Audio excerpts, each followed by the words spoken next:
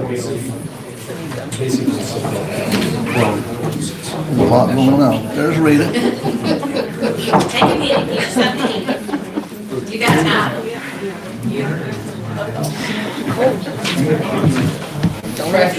Hey. Pretty good. We'll get a water. Hey, Rhonda.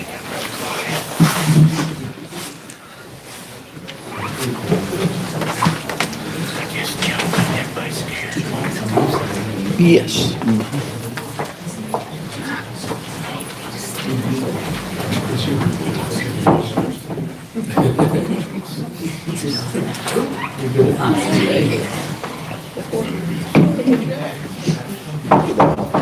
My wife, my son, my daughter-in-law, and my daughter.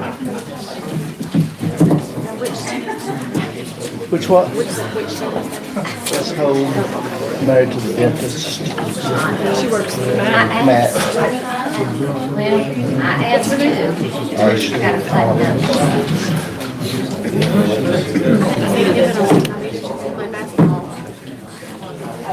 Yeah. No. No, not that I know of. I think so.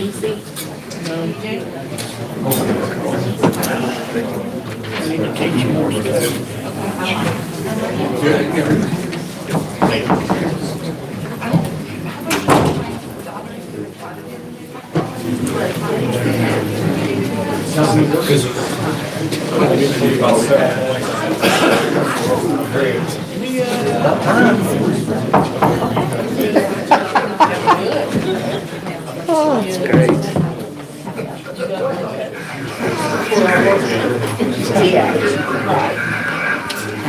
Rita, how are you? Let me grab your chair for you there. Pretty good for an old lady. How about you? There's no old ladies here. That's true. They ain't none. It's a youthful group. Maybe on that end of the table. This good side's not feeling so Youngest useful. people here. What are you talking about? Adam is younger than me. A couple of mid to late 20s ladies over here. Younger than me. Yes. You graduated 03? 4? Yeah, Adam's younger than me. No, after 10, no. Hello. Did we park up there in the same? We've got all parking places, that's for sure. I know it. I will no longer. I told you what's his name. Jack.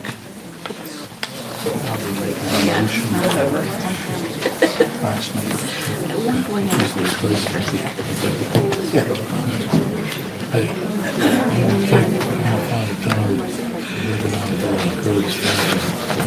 Find it and do it.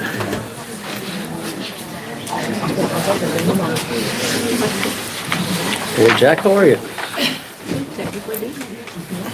Paul Schuler volunteered you about 5 minutes ago. I was hanging out with Paul Schuler. Paul Schuler. I was in the barber shop with that boy. I gotta install my backflow preventer. He keeps an eye on you, he tells me about that. Yeah, he said, call Jack Horton. Jack will help you with that backflow preventer. He'll come down. He was talking about backflow preventers at the barber shop. I didn't know Paul until a couple of years ago. Man, what a treat. What a treat. He is a Treat. Like the older man, Ernestine's Paul? Yeah. Okay, yeah. yeah. I mean, he is He's 80, 81. he is full on. Yeah. Is he that old? No. Yeah, he said he was. Trip too. But you know, he Well, I lies. reckon he could tell what how old he was. Most people don't lie about being older. They go with younger. If I were a younger person, I think I'd work for him for free just to learn from him and hang out with him. I'm probably not going to bring back for free, David. Well, when I was Good younger, thought. you know. Good thought. Hey, $4.25 an hour wasn't far away from free. My first job, so. I think I made $6 an hour.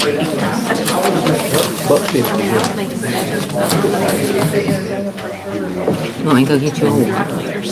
You need a water? Maggie Buchanan was my boss. Get some, Maggie Buchanan? wait till everybody gets some. Don't know Maggie. Her husband just died.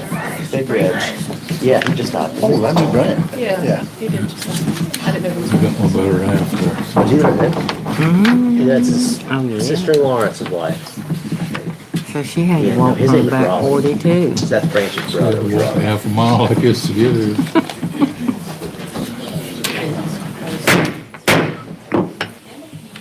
So I'll call to order the meeting of December the 4th, 2023, as it is our organizational meeting.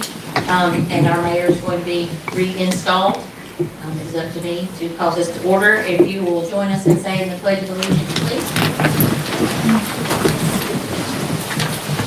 I pledge allegiance to the flag of the United States of America and to the republic for which it stands, one nation, under God, indivisible, with liberty and justice for all. I now ask our clerk of court, Shawna Lamb, to come forward, and we will start swearing in our elected officials, starting with Mayor Jack Ford. Please bring your family forward to help you with this endeavor.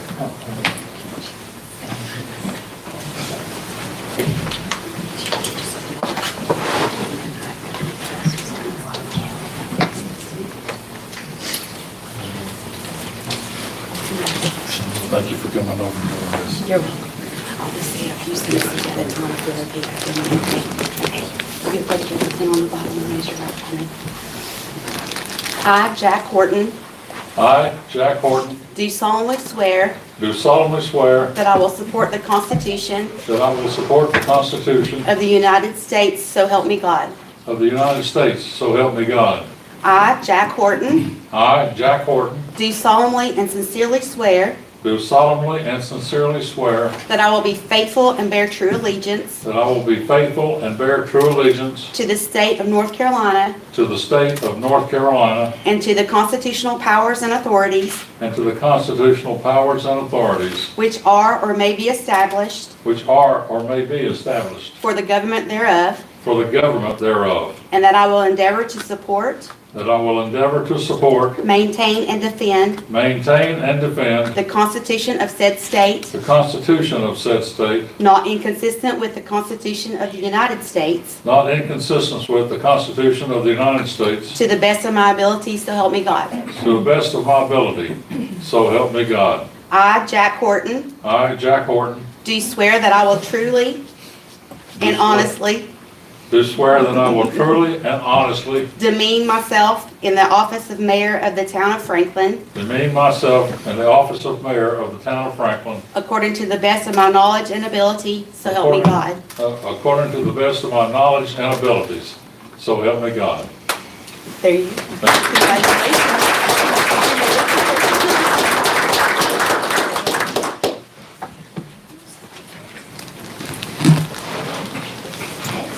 Mayor Joe Cole. All of you come up.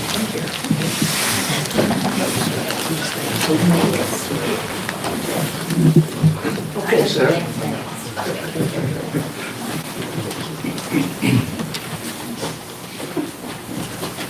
You ready? I, Joseph Collins, I, Joseph Collins, do solemnly swear do solemnly swear that I will support the Constitution of the United States, that I will support the Constitution of the United States, so help me God. so help me God. I, Joseph Collins, I, Joseph Collins, do solemnly and sincerely swear do solemnly and sincerely swear that I will be faithful and bear true allegiance that I will be faithful and bear true allegiance to the state of North Carolina to the state of North Carolina and to the constitutional powers and authorities and to the constitutional powers and authorities which are or may be established which are or may be established for the government thereof, for the government thereof, and that I will endeavor to support, maintain, and and defend that I will endeavor to support, maintain, and defend the Constitution of said the state, Constitution of said state, not inconsistent with not inconsistent with the Constitution of the United the States, Constitution of the United States, to the best of my ability, to the best of my ability, so help me God. so help me God. I, Joseph Collins, I, Joseph Collins, do swear that I will truly and honestly do swear that I will truly and honestly demean myself in the office of demean myself in the office of council member of the town of Franklin, council member of the town of Franklin, according to the best of my knowledge and ability, according to the best of my knowledge and ability, so help me God. so help me God. Thank you.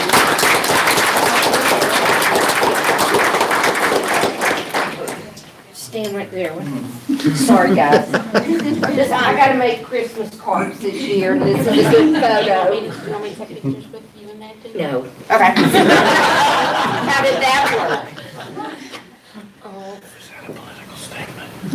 Thank you.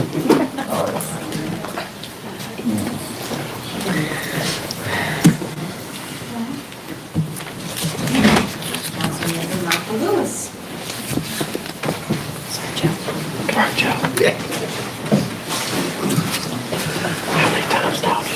Hey, 10. 10?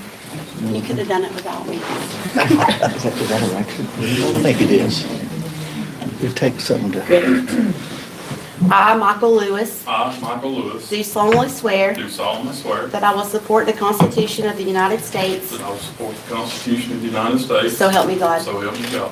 I, Michael Lewis, I, Michael Lewis, do solemnly and sincerely swear do solemnly and sincerely swear that I will be faithful and bear true allegiance that I will be faithful and bear true allegiance to the state of North Carolina to the state of North Carolina, and to the constitutional powers to the constitutional powers and authorities that which are and authorities that which are or may be established for the government thereof, or may be established for the government thereof, and that I will endeavor to support, and that I will endeavor to support, maintain, and defend the Constitution of said state, maintain, and defend the Constitution of said state, not inconsistent with the Constitution of the United States, not inconsistent with the Constitution of the United States, to the best of my to ability, the best of my ability, so help me God. so help me God. I, Michael Lewis, I, Michael Lewis, do swear that I will truly and honestly do swear that I will truly and honestly demean myself in the office of town council, demean myself in the office office of town council of the town of of Franklin, the town of Franklin, according to the best of my knowledge and ability, according to the best of my knowledge and ability, so help me God. so help me God. Congratulations.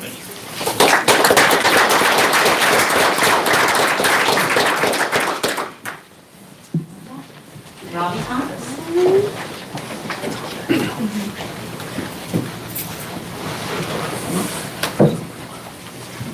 You ready? I, Robert Tompa, I, Robert Tompa, do solemnly swear do solemnly swear that I will support the Constitution that I will support the Constitution of the United States, of the United States, so help me God. so help me God. I, Robert Tompa, I, Robert Tompa, do solemnly and sincerely swear do solemnly and sincerely swear that I will be faithful that I will be faithful and bear true allegiance and bear true allegiance to the state of North Carolina to the state of North Carolina and to the constitutional powers and to the constitutional powers and authorities which are and authorities which are or may be established or may be established for the government thereof, for the government thereof, and that I will endeavor to support, and that I will endeavor to support, maintain, and defend maintain, and defend the Constitution of said state, the Constitution of said state, not inconsistent with not inconsistent with the Constitution of the United States, the Constitution of the United States, to the best of my ability, to the best of my ability. so help me God. So help me God. I, Robert Tompa, I, Robert Tompa, do swear that I will truly and honestly swear that I will truly and honestly demean myself in the office of council member demean myself in the office of council member of the town of Franklin, of the town of Franklin, according to the best of my knowledge and ability, according to the best of my knowledge and ability. so help me God. So help me God. Congratulations.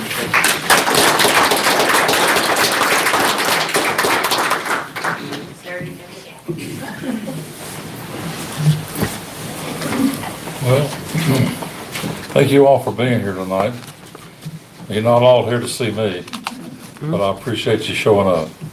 Looking forward to this new town council for the next 2 years to do what we can to benefit the citizens and the visitors here in Franklin, North Carolina. We thank you those who are leaving us. Adam has been a real good addition to our town council, and before he leaves, I would like for us all to give him a round of applause.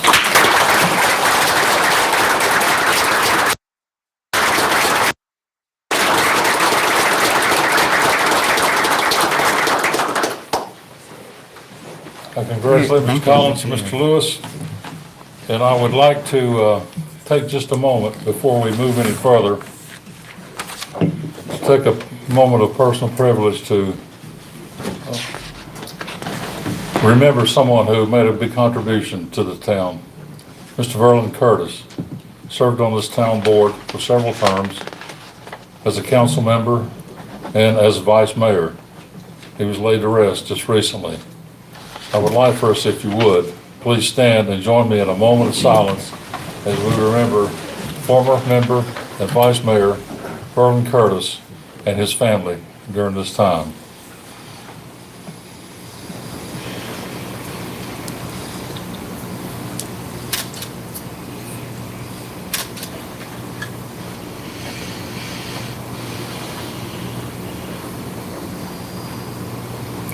Amen. Thank you all. Now we'll take a short recess, or we have something else? Oh. Can't leave this out. We'd like to make a presentation. This is a certificate of appreciation being presented to Adam Kimsey on behalf of the Town Council and leadership team of the Town of Franklin. We present this certificate as an expression of the town's appreciation for the significant contributions that you have made to the Town Council during the past 2 years. We wish you continued success in your future endeavors and thank you most sincerely for your service to the Town of Franklin, staff, citizens, and visitors. It is presented this 4th day of December, 2023.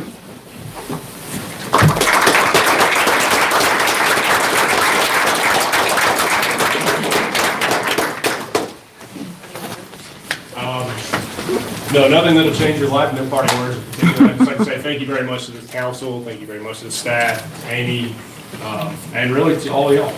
And most thank you to Robbie here for taking my place. Looking forward to him doing a great job with you guys, and that's it. Thank you. Thank you. Don't go too far. You know you're always the first draft. Yeah, you're on deck. You get to take your name tag for the second time. Okay, thank you, Adam. Thank you all for being here. We'll take a short recess while we rearrange seating. We'll be right back shortly. We need a screen to come up with a dancing bear or something. Wasn't that when we were kids? Yeah. Oh, yeah. Yeah, something like that. Yes. So, there you go. Blank and there be some sort of song playing. This is Bobby with Macon Media. I'm going to kill the audio It may not have been a bear, but it was some sort of. while they do this. Yeah.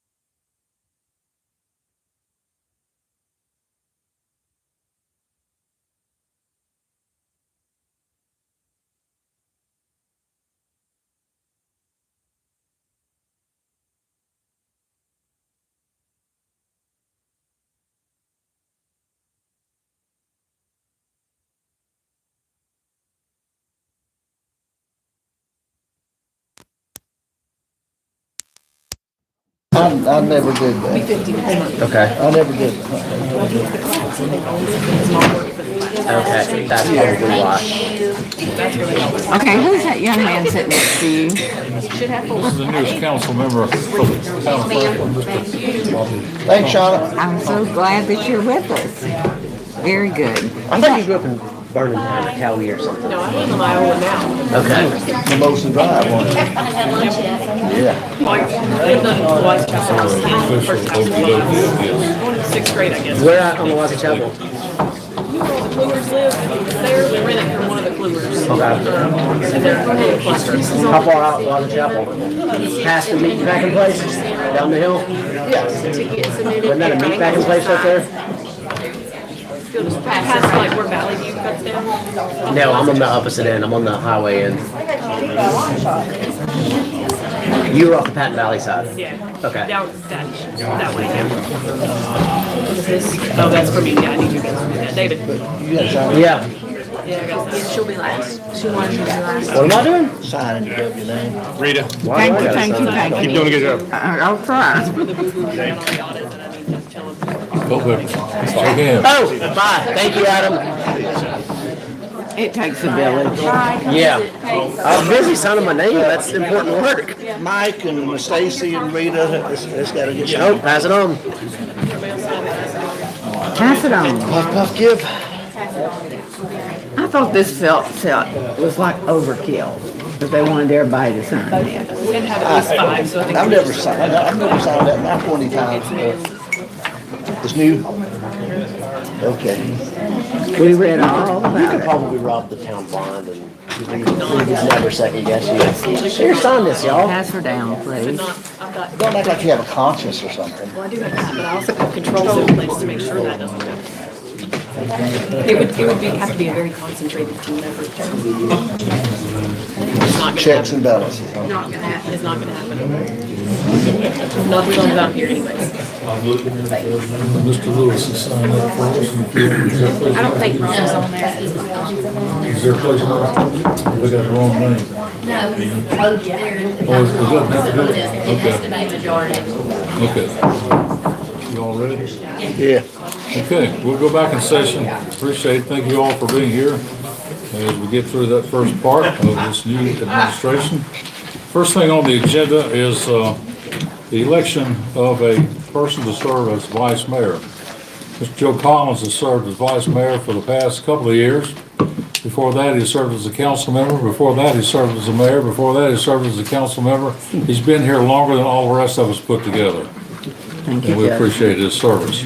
And so the vice mayor is someone who takes over in case the mayor is incapacitated or absent and duties need to be taken care of.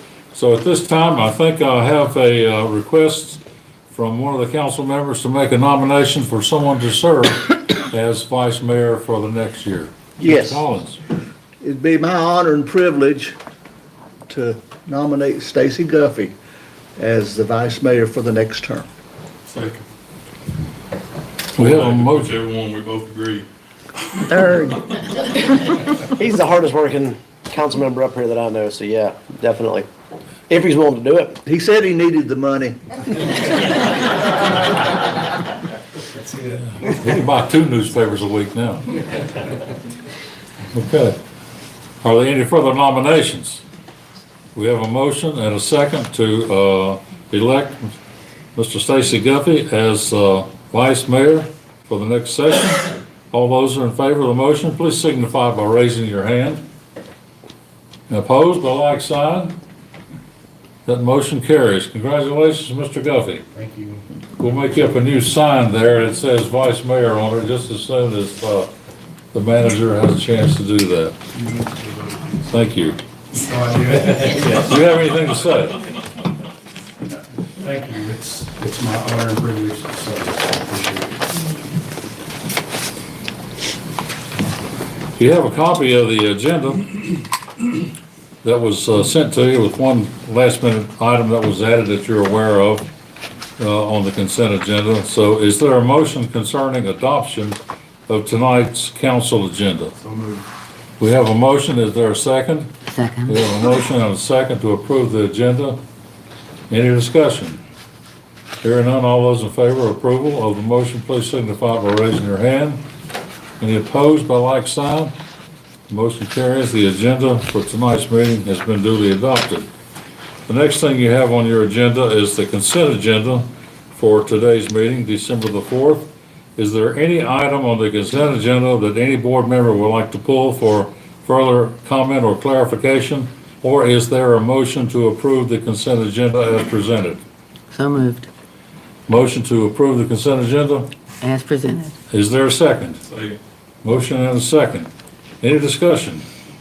Hearing none, all those in favor of the motion, please signify by raising your hand. The consent agenda is approved. At this time, I would like to recognize our Chief of Police, Mr. Devin Holland.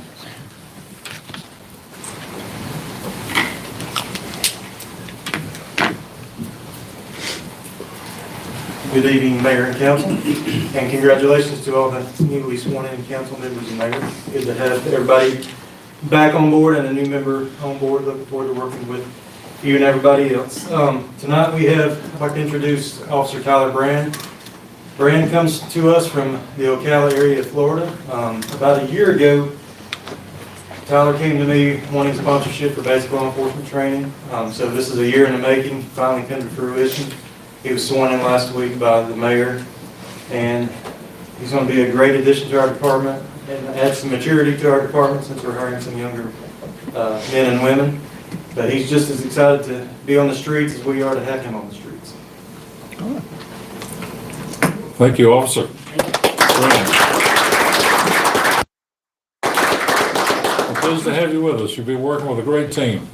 Thanks, sir.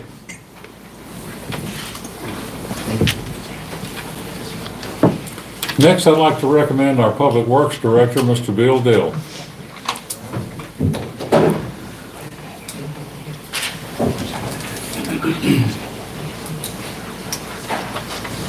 Thank you, Mayor, Town Council. Also, I'd like to say congratulations to Robbie as well, and Stacy as Vice Mayor. We have a couple of people I'd like to represent here tonight. Neither one of them are here. I think Kyle is on vacation with his family from Florida, and he was able to obtain his B distribution certification. So we're really proud of Kyle doing that. He does a great job for us out at the water plant and oversees our cross connections as well. The other individual I'd like to recognize here tonight would be Blake Hawkins, who passed his grade A surface water treatment certification. That's the highest one you can get at the water treatment plant, so we're real happy and proud of Blake for doing that. So if you guys see these guys out and about, please give them a congratulations. Thank you. Thank you, Mr. Dill. We appreciate that. You know, education and training and earning these certifications speaks well of our staff because they want to do the very best job they can, and that shows that they're interested and committed to their job by receiving these certifications. And we thank Bill for the leadership in our Public Works Department. At this time, we'll open a public hearing to receive input on the text amendment to the Unified Development Ordinance, Section 152.034, conditional zoning. And we'll start the public hearing by asking Mr. Setzer to give us a brief overview of what conditional zoning is all about. Good evening, Mayor, Town Council, Robbie, congratulations, Stacy, Vice Mayor. Tonight, public hearing is on the text amendments in the Unified Development Ordinance. It would be under section 152.034 for conditional zoning. In your packet, you'll see the text in red. Conditional zoning is just kind of another tool and toolbox for rezonings in the town of Franklin and its ETJ. The rezoning or conditional zoning is it's kind of a hybrid of your traditional zonings and special use. Kind of morphs the both of them together that the General Assembly says is legal in North Carolina. This with conditional zoning, all parties that included must agree on whatever conditions are set on the parcel that's being rezoned. That includes town council, property owners. They all must, the town can't say, we want these trees if the other ones, if the property owners don't agree on like a buffer or something, so everybody has to agree on those conditions.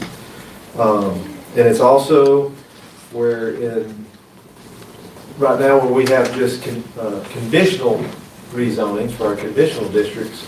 Somebody comes in, they ask for a rezoning, you have to look at the wide variety of uses that zone will allow. And if are you happy with all those uses? You can't look at just because somebody's wanting to do one specific use on that property.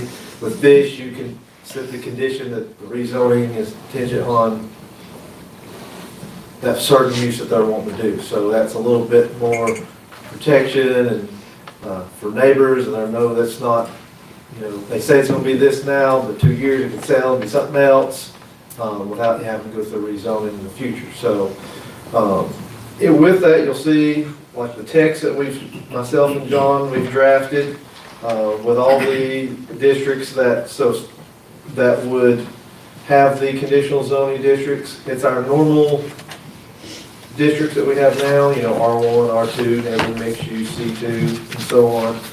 But if somebody wanted to have a proper rezone of that, they would, and if it was approved, they would have just a CZ after the designation. And you can see the text in here. I'm not going to go through the whole text, 14 pages of text. There is one item that came up last month that John will need some discussion with tonight. Currently, it is set, it was mirrored off of our special use district, which is anything 30,000 and above. Well, that's what we mirrored this off of. There has been discussion about lowering that number on structures lower than 30,000 in size. So that will be something that we need to make a decision if you want to stay with 30 or you want to go less or you want a different number.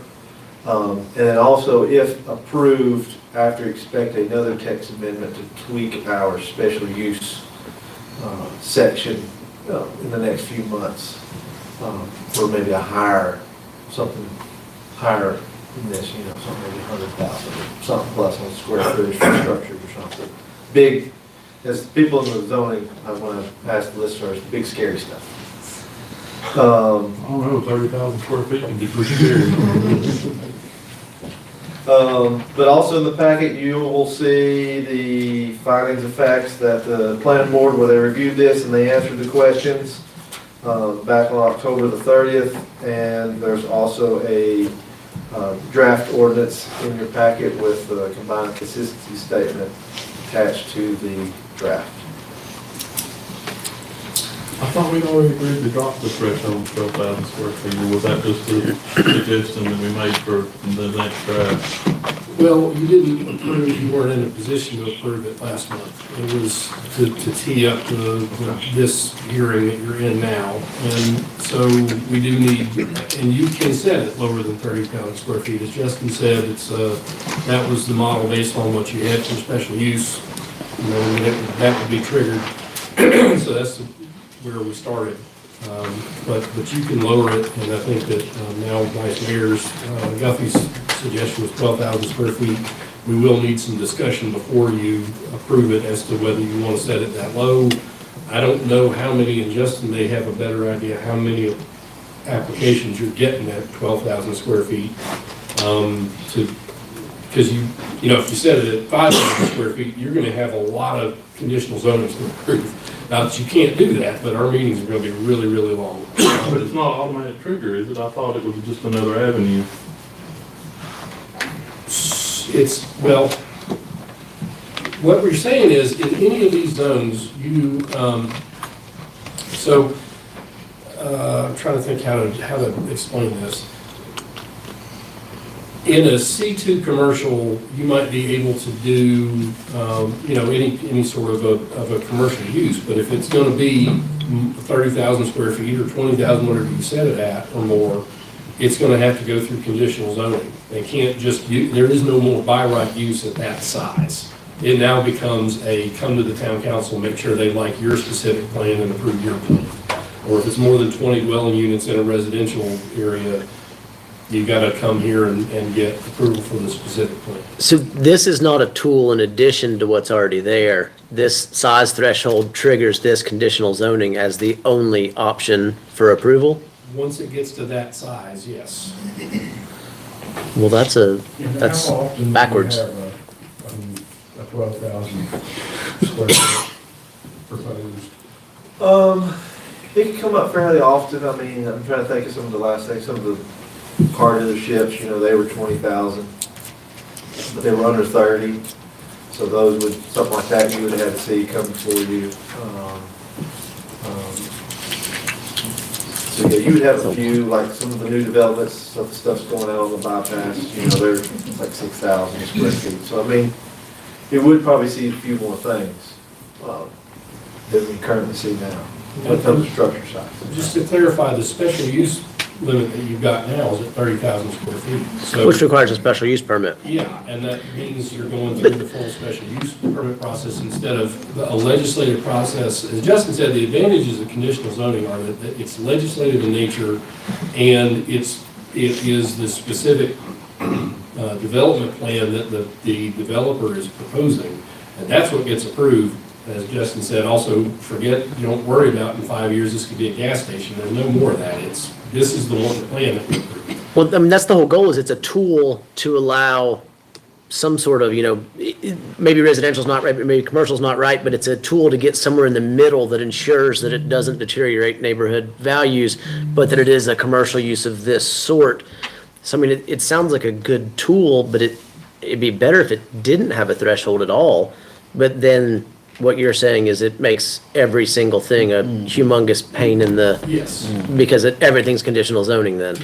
And so it's trying to strike a balance between the things that are going to remain a by right use. So, a 10,000 square foot facility, and if it's the kind of use that you can have in that zone, is not going to come here for approval. It'll just be approved. But you got to have some means of an avenue to get to approval, and we're trying to say, when it gets to this size, this council's going to get a chance to legislatively review it, talk to whoever you want to, talk to the developer about it, think through what you think the public wants to see, talk to them about it, see what everybody would, what you think that we need for the town, and then try to impose those conditions and have the developer agree to them, as Justin said, because it's all voluntary, instead of just either it skates through because it's special use, because it's by right use, or it's got to go through the convoluted special use process that is quasi-judicial in nature and very sort of, rigid. And it has to go through that if it meets that threshold of size. That's right. But it has to do that now. That's what you have now. So how would this change it if we went to 12? It wouldn't change that. What you have now is special use if you Right, get over but- 30,000 square feet. Okay, but if we did That's this, a trial and a pain in the puss. This is, it comes to you Right, as right. an application, and you get to review it and say, here's legislatively what we think about it, and what we're asking you, developer, to add to this, and if you'll agree, we'll approve it, and we'll add it to your plan, and that's what you can go do. so the difference is the 12 to 30,000, that's nobody, I mean, we wouldn't have, they'd have to apply, if it was 15,000, Yes. they could apply to special use still. No. It would be conditional zoning. And only conditional zoning. It cannot fall back into the normal zoning category. 15,000 would have been special use anyways. No, no, Unless it was I a understand different that, type of but- use, like it was about apartments, we had 10 plus apartments with special use, things like that. But I'm not worried about special use. That's in its own, we got that settled, 30,000 square feet. But if we reduce the threshold from 30,000 to 12,000, say I want to build 15,000 square foot warehouses, I would then be scrutinized more so by having to go through the conditional zoning. Yes. More so than a by right use that nobody asks any questions about, Justin just signs off on the permit and they go do it. Okay, Yeah. so this is a double-edged sword then. It can be a good tool to get stuff done in a way that appeases everybody, but it could also be another hoop for people to have to jump through if we don't set the square footage Well, correctly. it's a different hoop. I don't know that it's another one. It's instead of going before your Board of Adjustment to prove a legal case, here's why we meet the legal standard that's in your zoning ordinance for a special use permit. We're entitled to get it. Where your Board of Adjustment is having to have all the trappings of a trial. Everybody's sworn in, they take testimony, people who have opinions about it. Their opinions don't matter for anything because that's not evidence. That we're taking that off the table and instead bringing it here where it's a different kind of scrutiny. It's more flexible. It's more, because it's legislative in nature, it's your opinions about it. It's what you think that you as a council think the town needs in terms of projects. It also encourages the property owner to be a good neighbor. Yeah. Does anyone else have a question for Mr. Setzer? Otherwise, we'll start the public hearing.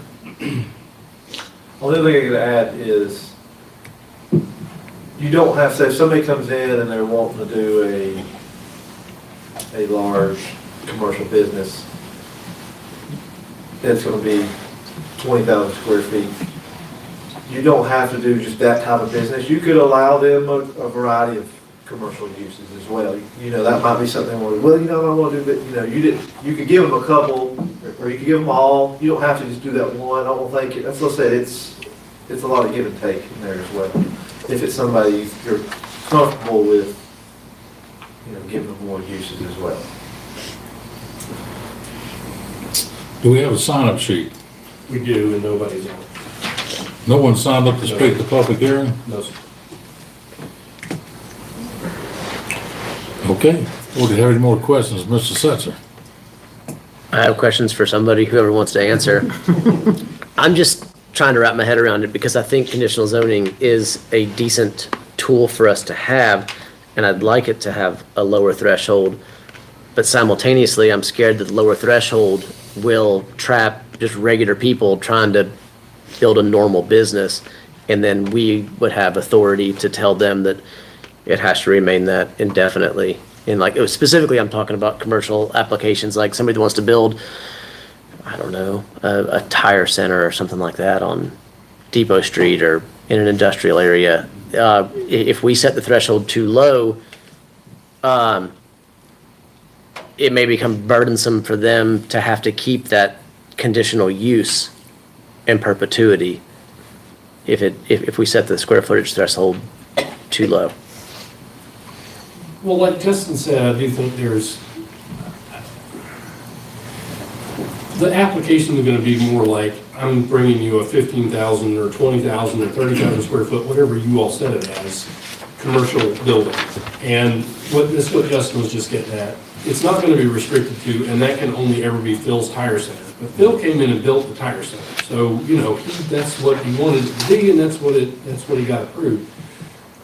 What the design is and what other uses it might be put to within what it is, I don't think we get into that level of scrutiny or detail. So if he couldn't go and he couldn't go demolish it and turn it into, the sheets. It can't just become this thing that nobody wants in that neighborhood because that's a different by right use. You see how the just classic zoning just has this list of uses that are compatible with other uses within that zone, and then when you go up the rung into more intensive uses, you expand the amount of space you need between those things and that kind of thing. You don't have to, other than that, it's real crude. You don't have any near that much say in how a thing gets done to make sure it's compatible. On the other end, we only have special use right now, which, as I'm telling you, is difficult as all get out to administer and to follow the legal guidelines that are required for it. And they don't give anybody a whole lot of say unless they've got legally sufficient evidence to bring into that hearing. This lets you all talk it through with Phil, who wants to build his tire center, and what other commercial uses might this ever be available for, Phil, and have you thought about that kind of thing? When somebody builds a tire shop in a commercial area like that, most of the time, we're probably not going to want to put very many conditions on it anyway. it's, the reason we were looking at it is when you get into these unique situations is where how many unique situations you're gonna have involving a 30,000 square foot structure? So I don't know what the answer is, but. I guess my concern was, we were asked by a particular developer, or we were told by a particular developer that they would prefer to come back to us when we had conditional zoning, so we could all discuss maybe some provisions that would make the neighborhood, could possibly make the neighbors more comfortable with their proposal. And the way their proposal was presented, that particular proposal, for example, would have fallen under the 30,000 square foot threshold, and there wouldn't have been that mechanism. And I don't know, if I think of a situation like that where you're putting something into a neighborhood, depending on the use, of 12,000 square foot building could have a huge impact. Basically, what this may do, the purpose of it, I think, by having this, gives you an opportunity to allow a developer to do what they want, as long as they can do that without creating a problem with the owners, with the adjoining owners. And so it tries to work on both sides, the people who are already there and the people who want to move there, so that you come up with a solution that's acceptable to both sides. It gives you a tool to do that. Right now, you just have to go strictly for what's in the rule. And this way, you have some latitude, and you can make some compromises and make some adjustments and changes so that everybody can get some of what they are trying to get during this zoning process. And the traditional zoning will still be a tool up to whatever threshold you set. You know, somebody comes in and they want to buy a piece of property and they want it residential, they want to make it commercial, but they only want to put a 5,000 square foot building, then they can go through the traditional rezoning as well. Which, you know, is you've got our traditional items we have to discuss.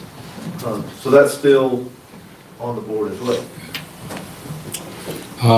We had no one sign up to speak at the public hearing, so I guess we ought to, by practice, go ahead and close the public hearing, and then I'll ask the attorney, is the board, if the board chose to, can they act on this proposal tonight, or do we have to wait? No, yes, sir, it's right for your approval tonight, but we do need your determination about where you want to set this square foot. Okay. And you want us to do that while the hearing's going on or after the No, hearing's the hearing is for input from the public. It's just for I input thank from the them for public. all of this. We had input. done. Okay, then when you close the hearing again, then we'll chew the fat for a second, and then we'll see if we can get it passed.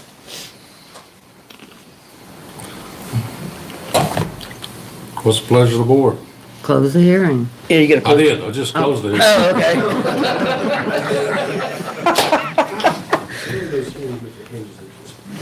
Now we can have some chew the fat with the board. Is the only real question the minimum square footage? Yes. And what's the recommendation from you folks? I think 12 might be too low. I think you might see me a lot. I think maybe 20 or so might be a good number if you want to see a little bit more. But You're saying 20. Do you have an opinion, Amy?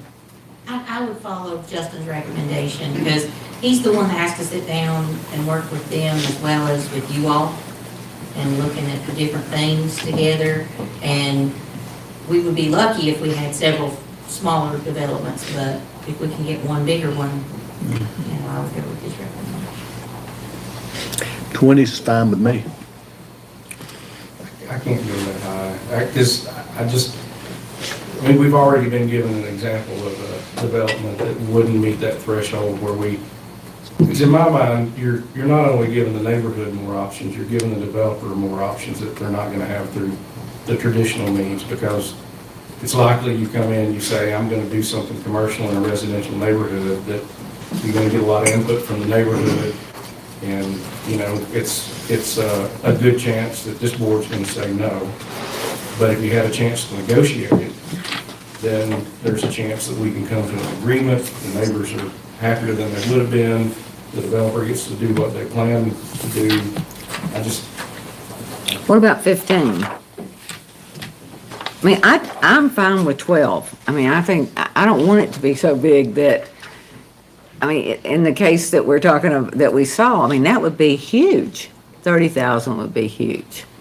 And the only answer that they would get then would be a no, just like you said, so.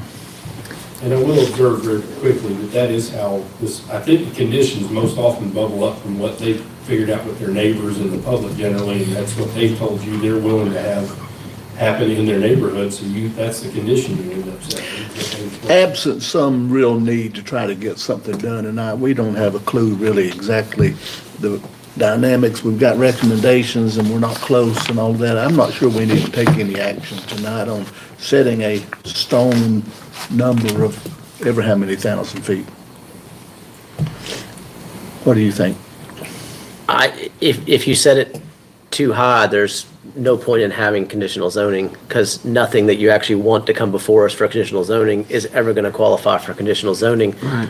But if you set it too low to where conditional zoning is a useful tool, I worry that you're going to get more restrictive on landowners that have current uses. I mean, going back to the tire barn for an example, I mean, what if somebody wants to come and build two 6,000 square foot warehouses? That's 12,000 square feet just on speculation of renting them out to a tire company and an insurance company. I mean, I would hate to pigeonhole them into whatever the council says when they're just trying to put more industrial or commercial square footage on the ground. So. But they would. It wouldn't be pigeonholed because all the parties have to agree on what you do. Yeah, but right now they could build it, no problem. I mean, If they got zoning, if we agree. if you have commercial or industrial zoning right now, you can build as much square footage as you want Right. to, up to 30,000 square feet. So right what now. difference would it make? If they Because wouldn't be coming to us. If we lower the threshold to 12,000 square feet, then their zoning on that property totally changes. Then they've got to come before us for conditional zoning permission so that they can use that land use that's already within the zoning. So it becomes more restrictive on some people, whereas it opens up possibilities For in other examples.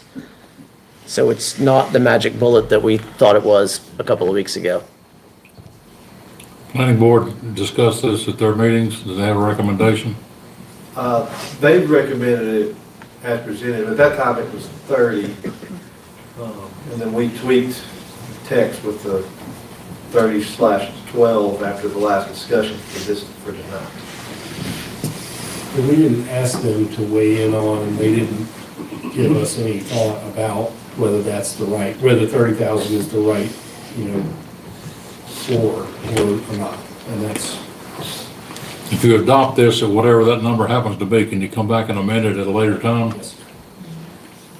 I can live with 15, but I don't think I can live with any more than that. Just for my 15,000 square foot building is a big building. I don't care what it is. In the whole scheme of things for industrial uses, it's not that big. I mean, when warehouse spacing, it's Yeah, but we're not just It's talking not about huge. commercial areas either. No, I agree. I want to see conditional zoning, but I also do not want to put more restrictions on people that, Like I said, currently if don't have a them. tire place on Depot Street, I don't think even if it gets triggered, I don't think this board's gonna put many restrictions on it. this board would not, but I don't know what this board's going to look like in 4 years or 8 years or 12 years. So Nobody does. I just worry that we're taking a step forward to try to help certain situations, but we may end up hurting other folks in the long run. I don't know, I just see it as the opposite. It's having worked with developers in the past, you tend to want to have more options and a way to discuss and iron out any kind of controversy that might bubble up from the neighborhood. And I think this is a way around that. But the problem is that 12,000 square feet isn't just developers. And that could be me. I'm not a developer. I'm just a guy that goes and does stuff. It could be anybody that does. I mean, 12,000 square feet is not that big in the whole scheme of things. But if you develop a piece of property, that makes you a developer. Yes, but when we talk about developers, we talk about people that actually have money, like behind them. And I'm talking about people who are local people that work their brains out to try to do stuff. I think you don't look at it from their No. perspective as much as the rest of your public and what they feel about the use that property right next to theirs gets put in. That they're gonna have to look out the window at it Yeah, every day. because that neighborhood that's been there and existed already is the one who you're looking out for. This gives you an option to try to eliminate or prevent or to moderate the conflict that a lot of times arises when somebody puts up a sign out there on their property that said rezoning applied for, and nobody has talked to anybody about it. Nobody has asked for any concessions. Nobody's asked for any modifications to it. Nobody has gotten any information on it. And this gives the board the opportunity to say, well, look, I want to do what's right and what's fair. I want to make sure that the neighborhood and the people who live there are not hurt by this change. And so we're going to put these restrictions on here to make it more compatible with what you already have. Is that what you're trying to do? And that's a Yes. great point, and another reason, I don't think anybody here is against the whole notion of having conditional zoning, so I'm gonna try to stop preaching to the choir about it, but that's an excellent point, Mr. Mayor, because the thing, in special use, we have neighborhood compatibility meetings, but I don't know what they're worth, because they get people, you know, I think what usually happens is the people find out that this thing's going in there, and they might like it, or they might not, or they might wish it was something else, but none of that stuff impacts a special use proceeding.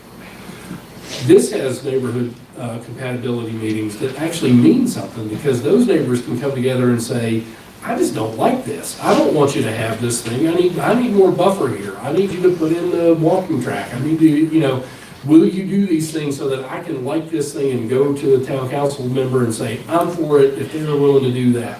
And that's... I think it's a great tool for applications like turning residential into commercial, but I fear that we pass 12,000 square feet, then Zitgraf or whatever the wood plant is called now, Beasley Flooring, they want to build a new drying shed that's 12,000 square feet. They got to get conditional zoning. Well, people come in and are like, I'm going to hear the fans from the Greenway. I don't want them to have a new building at their lumber yard. Like, for those type applications, heavy industrial and commercial, I don't think this is a good tool. I think this is a good tool for residential mixed use to low-end commercial. So let me suggest, I think that if you set it at 15,000 square feet, and that's what I'm hearing a little bit of consensus building around, if we do that tonight, you are going to catch the most impactful things that might affect the neighborhood.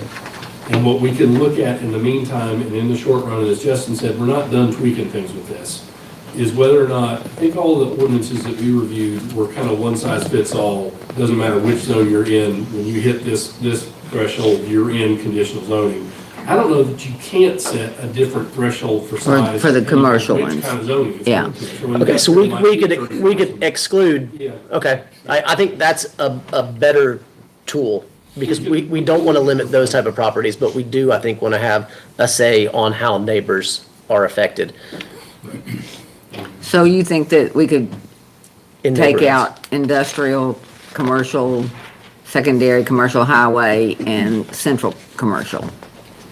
I would rather you not do that tonight and let us Okay. study it some and think about how that would go. But I don't want you to leave conditional zoning.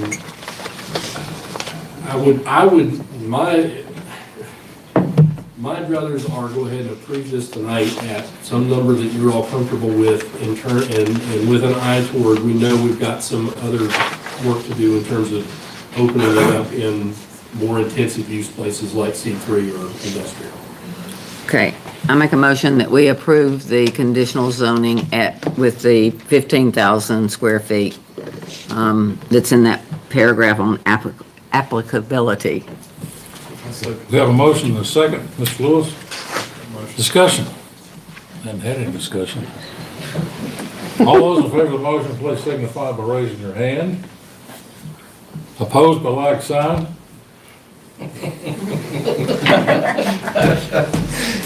I didn't catch that vote. How did it turn out? I think it was 4-4 and 2 against. 4-4 and 2 against? Yeah, 4-4 and 2 Motion against. Two against for completely different reasons. That's good, that's good. Thank you, Justin. And we will hear back on the other. Okay. Now, let's move on to item number 8, public session. We have a sign-up sheet for those who are going to speak in public session tonight. We would ask you, when you come to the podium, please state your name, and normally we allow 3 minutes. If something comes up, you need a few more minutes, we'll be flexible. So the first person we have to speak in public comment is Jim Hackins.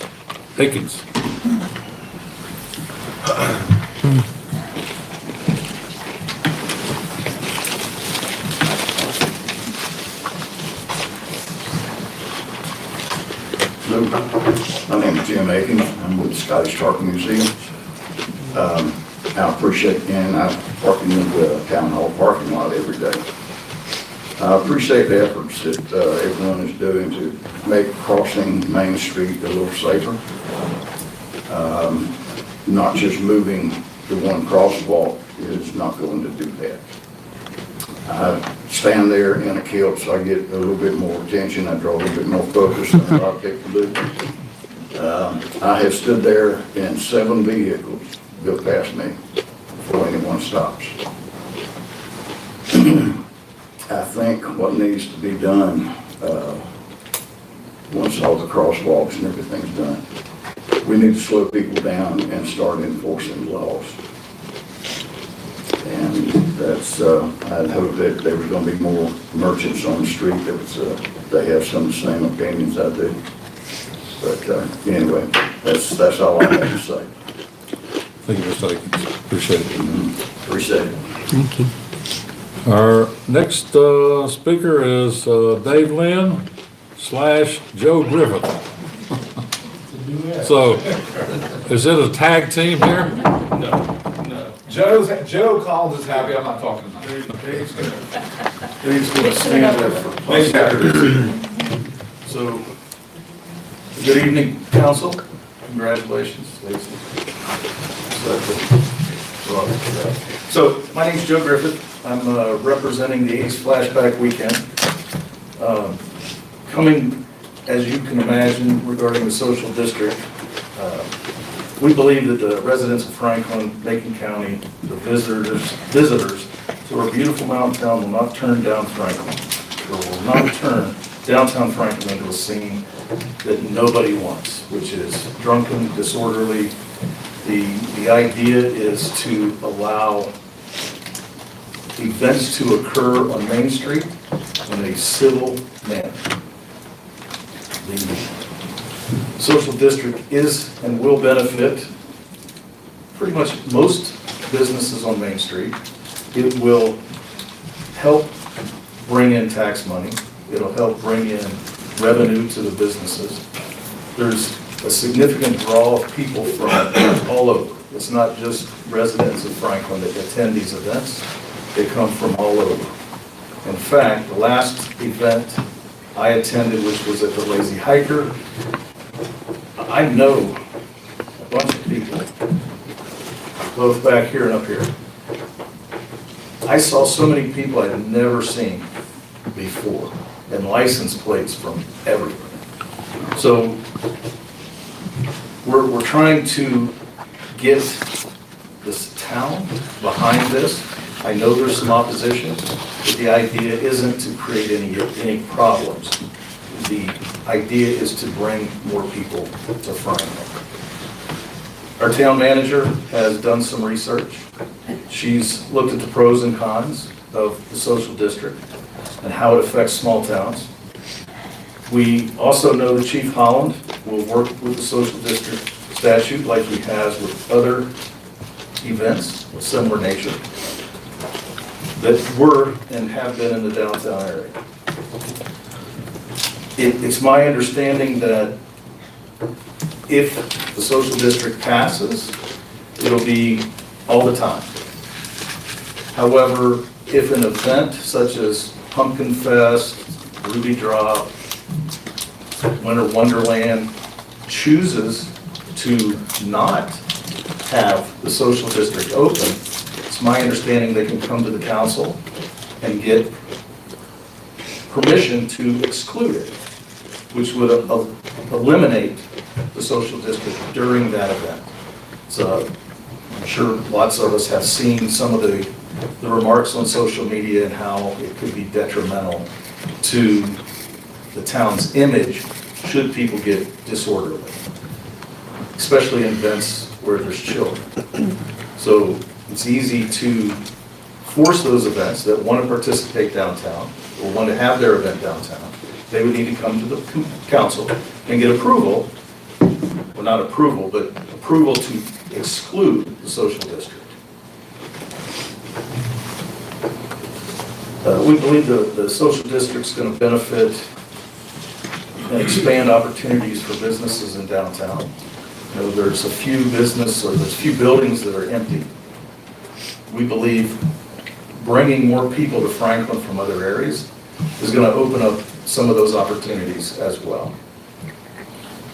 The 80s Flashback Weekend is no longer a Dave Lynn event. I will let everyone know that. Sorry, Dave. He's established a committee of some prominent individuals who are looking out for the best interest of the town and also the best interest of the charity in which the 80s Flashback Weekend supports, which is the Shriners Hospital in Greenville. That, you know, it's really for children. How many do we have? 128 here out of Macon County? Yes, sir. So there's 128 children out of Macon County being helped by this hospital. So I think it's important that we help support this as well. The 80s Flashback Weekend Committee is willing to petition the neighbors and the businesses on Main Street, find out their opinions, and bring that back to the council as evidence to either support or not support the social district. So there's, I don't know, how many people on the committee? 10? So the committee has 10 people, and we're willing to have several people go out and talk to the businesses on Main Street and in Franklin that this could help or not help to get their opinions. So I would first ask if the council would be willing to accept that from the 80s Flashback Weekend. And if not, what could we do to help provide information for you as a council to make a decision? That's the best way to put it. Jack, I saw you staring at me when you said I was limited. Some of you know me and I do talk a lot. How do I do? I didn't have a clock on you. Was it I didn't have a 3 clock minutes? on you there, Joe, but Dave, are you gonna add to what Joe said? No, like I said, I agree 100% with everything you said. We'd be happy to help out anyway. I mean, this is coming up soon. I'd love for you guys to really back up and think positive about where it's going. Because I mean, I did some research too, and it's helped out so many different communities in Waynesville, especially. I'm looking at Waynesville reading about it. I was amazed on how much the town merchants are benefiting from it. The hospitality rate's up too. So I mean, it benefits everybody, no matter what. So please keep it in mind. Look forward to hearing positive from you all soon. Thank you, sir. Our next speaker is Corey McCall.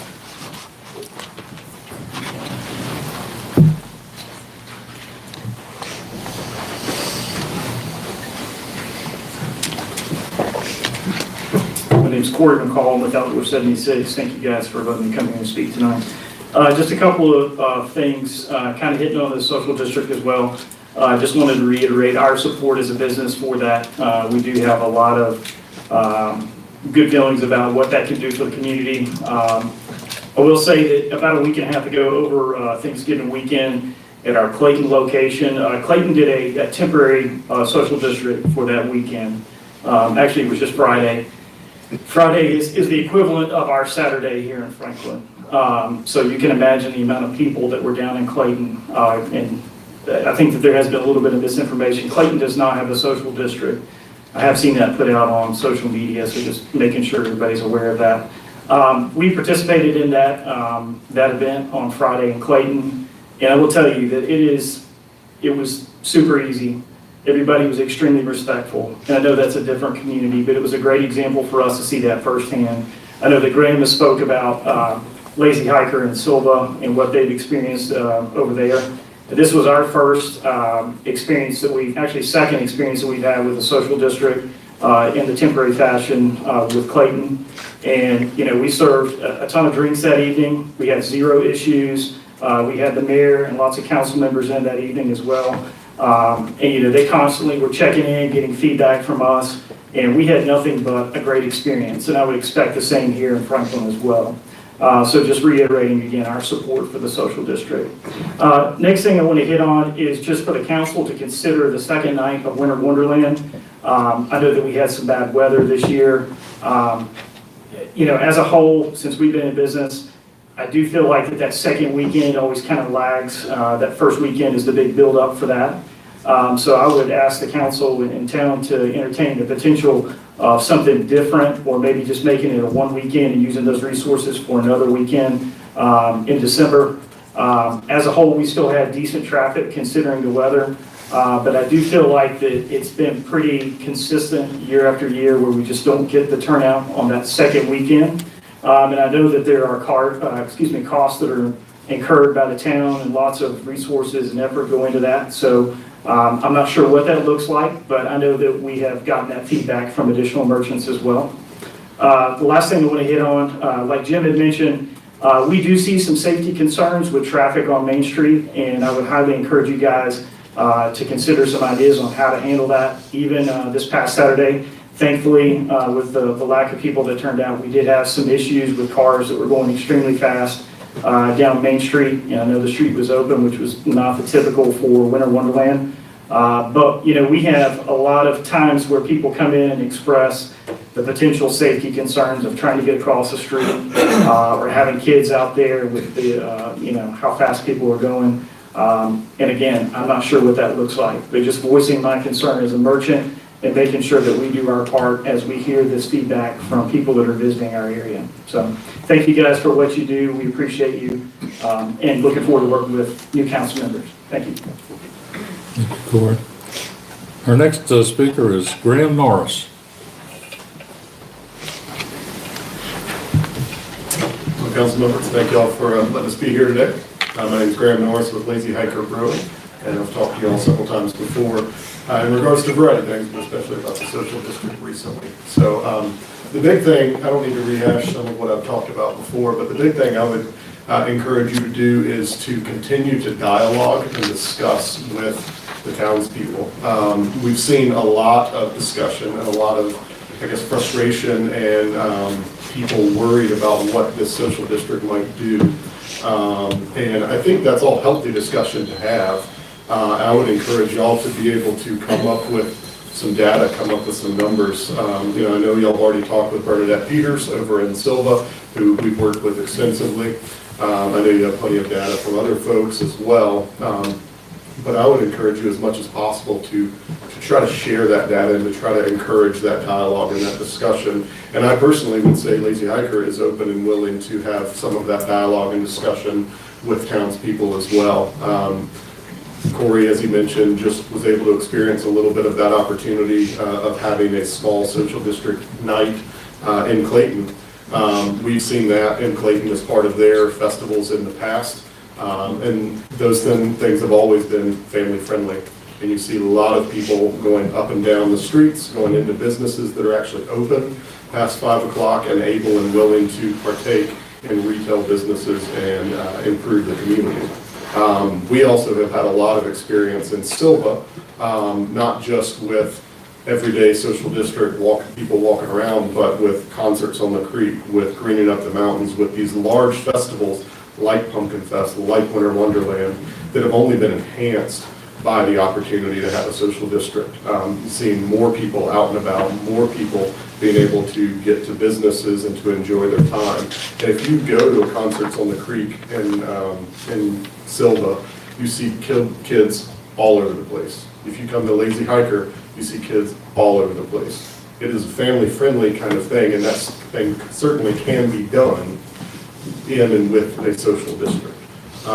So I would encourage people, if they want to have a discussion, we're available. If they don't feel comfortable coming to Lazy Hiker, happy to meet them at one of our excellent coffee shops or retail places downtown and have that discussion. And I think it's healthy to have that discussion and healthy to be able to hear those sides and help people be at ease with what the town may be interested in doing. So thank you for your time, and we're always here to help.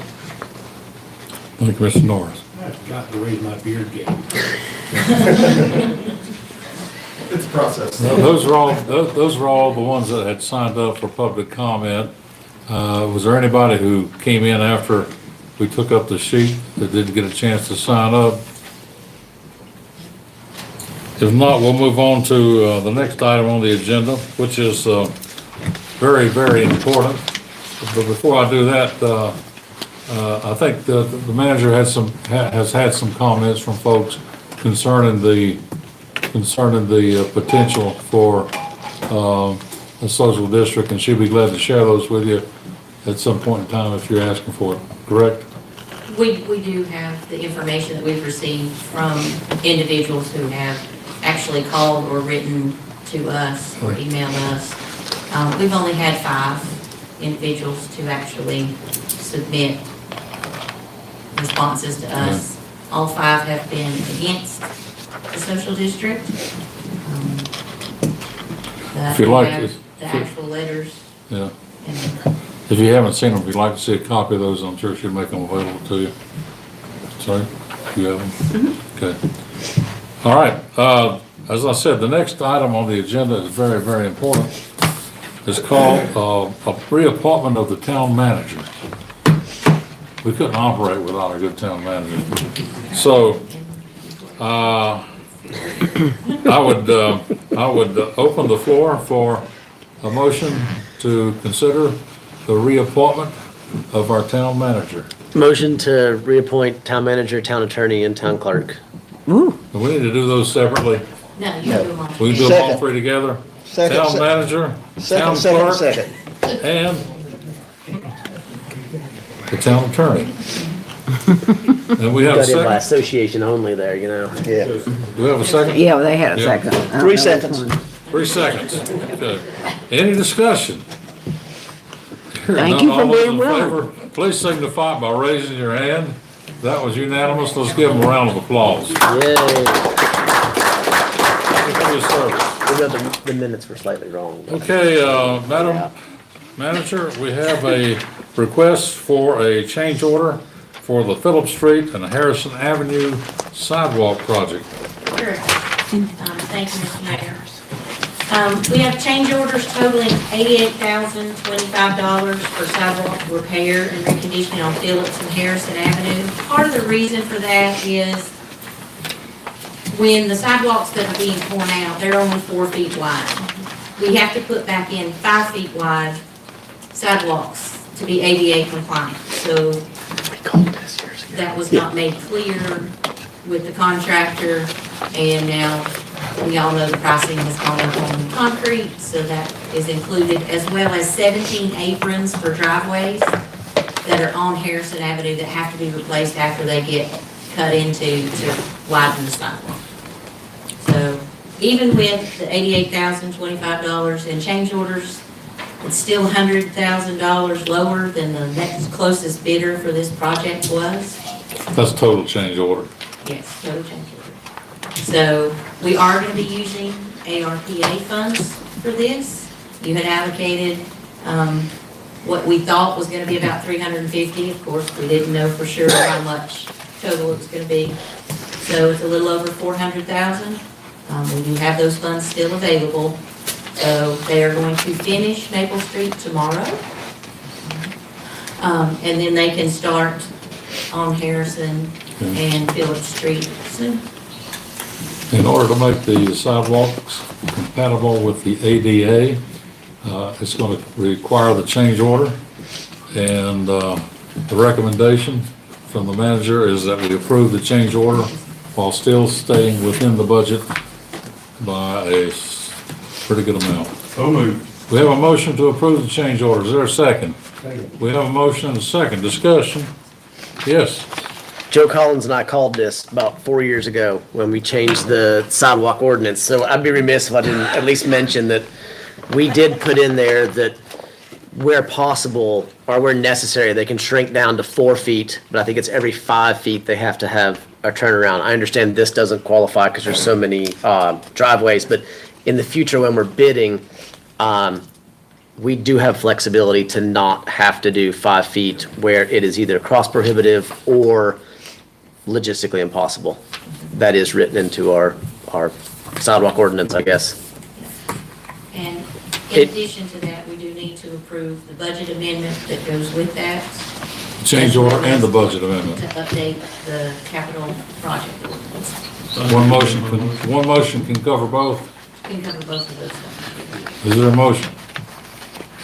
I'll just amend my original motion, I guess, to include the budget amendment. The clarification, motion includes both those items, and the second agrees with the motion.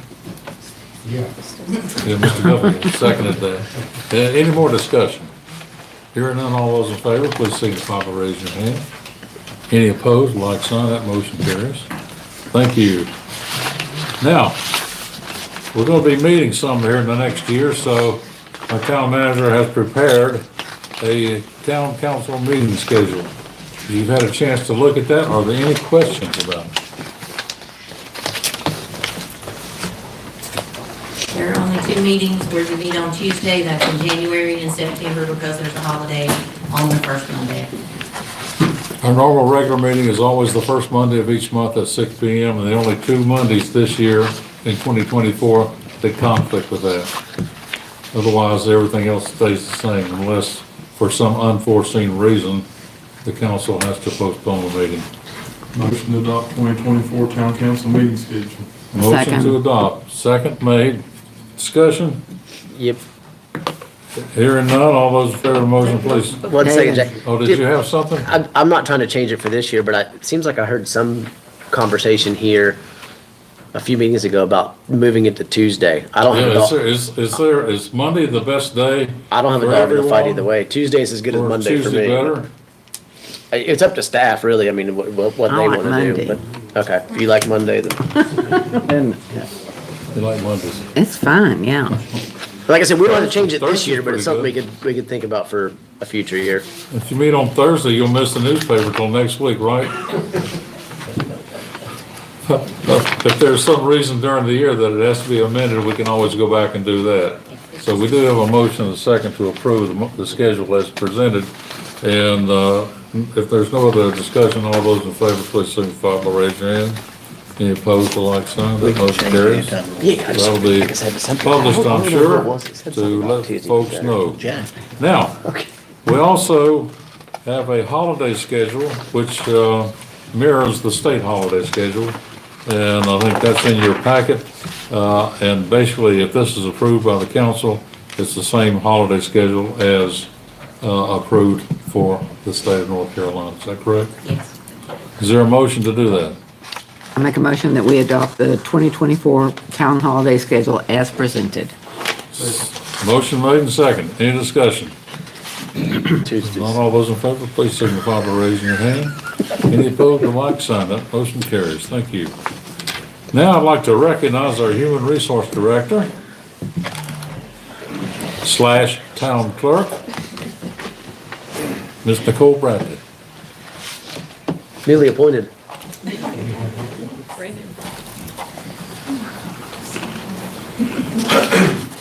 Good evening. For Human Resources update, I don't have too much tonight. The only thing I really have, we have a few openings for our town employees. We still lack a few police officers. I think we have 3 current vacancies. We have 1 to retire, 1 and 2 others went to other departments. We still have our firefighter position open. And we have an equipment operator. We had a retirement the end of last month, so we are looking to fill that, start interviews hopefully this week and get that position filled. It's time once again for our annual OSHA training. Everybody loves my emails with the videos that they have to watch and take tests. So that email went out Thursday or Friday. So they're starting their trainings. And then we have an award that we're going to give out at our holiday luncheon on the 15th, which you all are invited to attend, and it's our annual Employee of the Year. We're accepting nominations from peers, from other employees to nominate a fellow employee for Employee of the Year, and we hope to have that by Wednesday of this week, and then we will present them with their award at the lunch. And that is all I have. Does anyone have a question? How long have we done until we? Thank you, Nicole. Great job. Appreciate it. Yeah, I didn't think I would be doing that. Now, we'd like to invite our tax collectors to bring those drugs to come forward.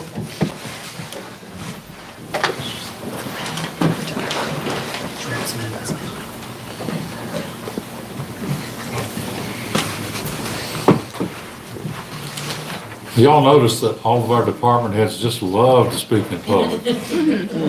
Not a funny tidbit, but ask Amy when we were in a department head meeting. She's like, you guys are gonna have to start talking to council. And I said, I'm looking for another job. And she's like, huh? And I was like, I'm not kidding, I don't public speak. So I'm still here. So as far as taxes, I took a property tax listing and assessing. So that was kind of a cool class to take and look into like the assessing part of taxes, even though the county does that, it's good to know and tell people about. I sent out new owners.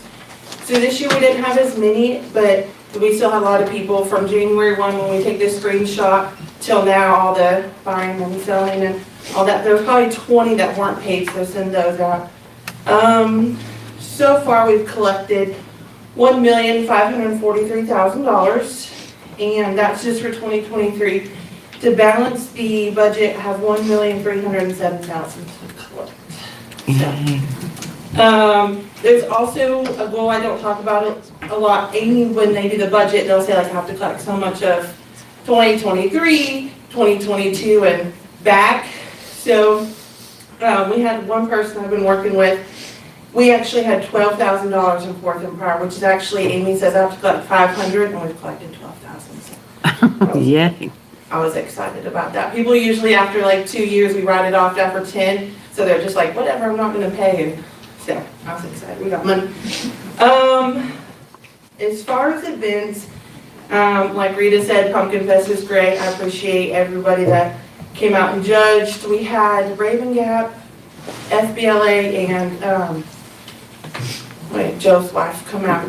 They all came out, and we Century Scholars came out and helped with our pumpkin roll, and that's like a huge help for us because that is like all day long, constantly talking, constantly people buying pumpkins, signing up to roll, and they're a big help for us. So the furthest pumpkin roll was 942 feet, and it was a 3-year-old from here. So that's pretty cool. As far as Winter Wonderland, the first night it was packed. We had horse and carriage, a lot of employees out here helping, some dressed up. And I think it went really good. The tree lit this year. Yes, it did. That's In the first a good thing. The girl that helped light it is Willow. She had kidney cancer, and so she has to be in remission for 5 years before they say she's fully healed. So that was good. The second night, as you heard, was kind of a bust. But Amy and I actually have been working on the second night of Winter Wonderland. We've reached out to a couple different food trucks, like dessert food trucks. We reached out to Carrie Patton to bring a blow up. But we also have to work with the weather, and we can't have a blow up, we can't have a horse break their leg. But one thing is, we actually found that other people, when they do the horse and carriage, $25 a person to ride it. And we do it for free. We actually pay $1,800 a night for that. So I just feel like that's probably something that might want to get out there is, everything at Winter Wonderland that we do as a town is free. You go to another town, $25 a person for a 15-minute ride. That's a lot that adds up to your budget. So I just want to let y'all know that. So as far as that, events are done now until March when we start taking applications for Pumpkin Fest. I'll back up one. I don't have it in front of me. I'm sure it was in the audit report. But our tax collection percentage for 2022, do you recall what percentage that was? 97 point something. Almost 98%, Yeah. right? And that doesn't mean that we're not gonna collect the other 2%. That'll happen probably during this year. Yeah. But that's a great percentage of collection. So congratulations on that. And I couldn't leave without saying that it was a real pleasure for me to be present at the tree lighting this year. And little Willow Wright did a terrific job. She's 8 years old, and she's recovering from, as you said, cancer, and has to do the treatment or oversight for the next 5 years until she's 13. But she's got a lot of gumption, that little youngin' hasn't. I've known that So somebody was telling her what she needed to do as far as turning the switch on and all that kind of stuff, and she put her little hands on her hips, and she said, "Look, I'm 8 years old. I know how to take instructions." And so I thought, if I'd have been that brash when I was 8 years old, I don't know if I'd have made it to the age I am now. But she did a terrific job. But the highlight of it was when we got through doing the countdown, turned the lights on, she says, "Let me borrow the microphone." Which is great. Did you see that? Yeah. And so I gave it to her, and she invited her family to come up on the stage and complimented them for being with her, as she said, her entire life. And it was really moving, and I think that was wonderful. And I appreciate all the staff putting everything together to make that work out as well as it did. Yeah. So thank you, Sabrina, and thank all those employees and the manager and you all for making that a wonderful event for this year. Yeah, it was good. I thought it was good, so. Yeah, when you handed that mic, I was worried because I've known her whole life, those 8 years. So, All right. Now, last but certainly not least, we'll ask our fire chief, Mr. Ben Orman, to come forward.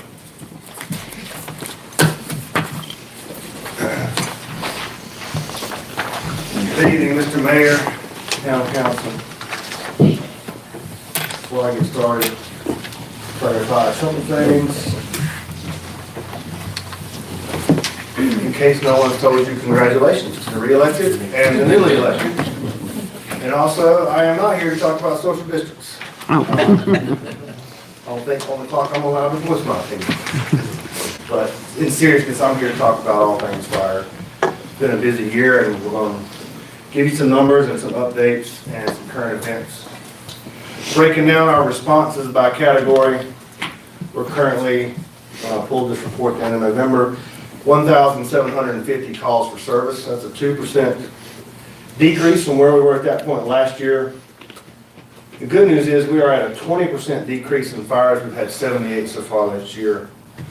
But I will say, while we have had fewer fires, of the fires we've had more serious fires.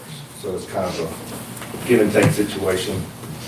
A little over 1,300 medical calls, which is a 1% decrease. And as usual, medical calls continue to be about 75% of what we're running daily.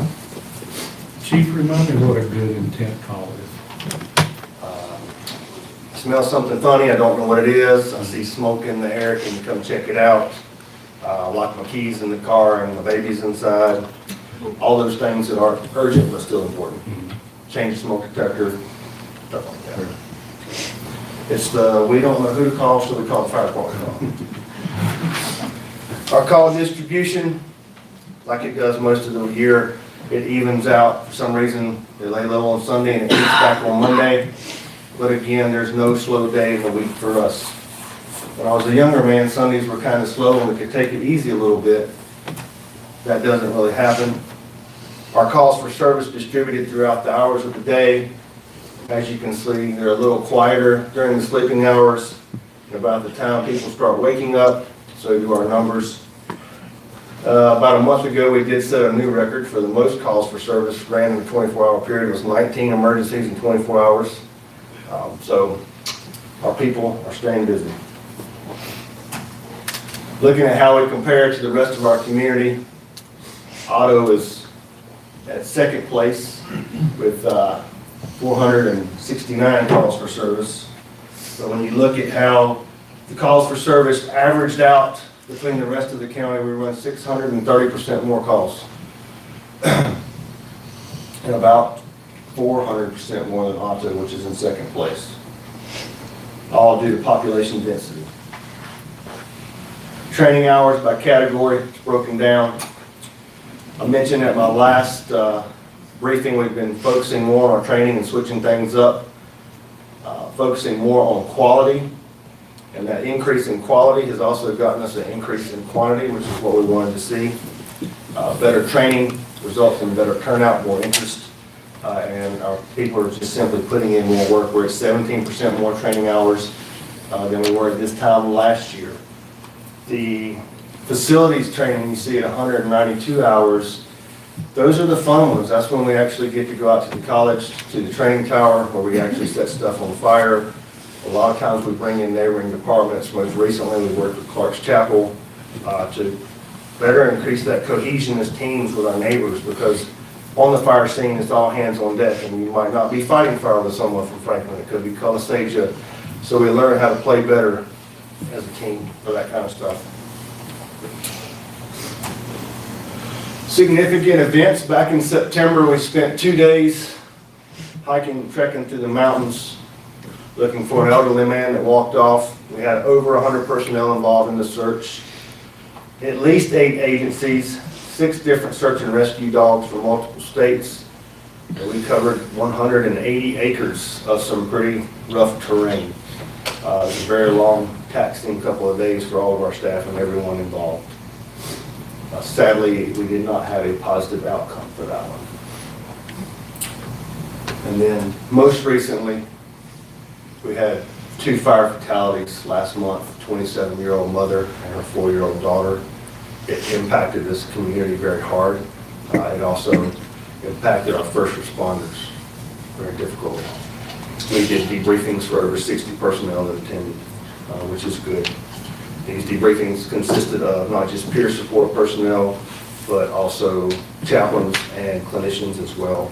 And those people that need further treatment and follow-up and discussion are getting that. And we're really working very hard to protect the mental health of our first responders. Updates. We closed out the second round of our RFP for the new fire truck. The first time we only got 2 bids, we put it back out. This time we actually did get 3 bids, and as you can see, the price just keeps going up. Low bid was $883,000, with high bid being at $1,044,000 and some change. That was just closed out Friday at 3 p.m. Now our truck committee, we're going through these bids with a fine-tooth comb, page by page, several hundred pages worth of specs on these trucks to make sure what they have proposed to us meets the needs that we expressed that we required for the trucks. And at that point, we're working with management to see how we move forward from that point. Pierce, that's what our other 2 custom cabs are, aren't they, or are they not? We've only got the 1 custom cab, but we do have our 2 frontline apparatus. One's a custom and one's the other. My mind just went blank. Oh, I thought the platform and then the other truck were both custom cabs. Oh, yes, well, the latter is, but for, and then 1154, which is 20-ish years old, they're both Pierce. Pierce is one of the biggest brands, and you pay more for a bigger logo. I'm not saying their product's not better, I'm not saying their service isn't better, but they're more well-known, and it comes with a cost. We have done research on all of these.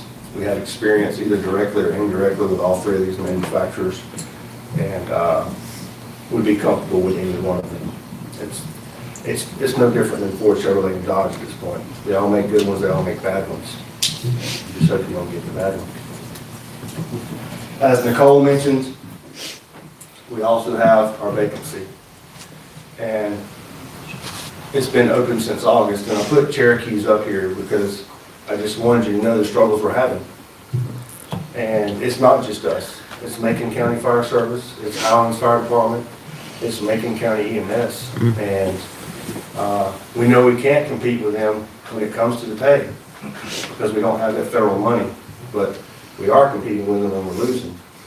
But that's why it's not due to lack of recruiting. We've sent out our job announcements throughout Western North Carolina to different fire colleges and academies, but the people just aren't there. And this is the struggle that we have. I'm not asking for more money. I just want you to be aware of what it is we're facing out there.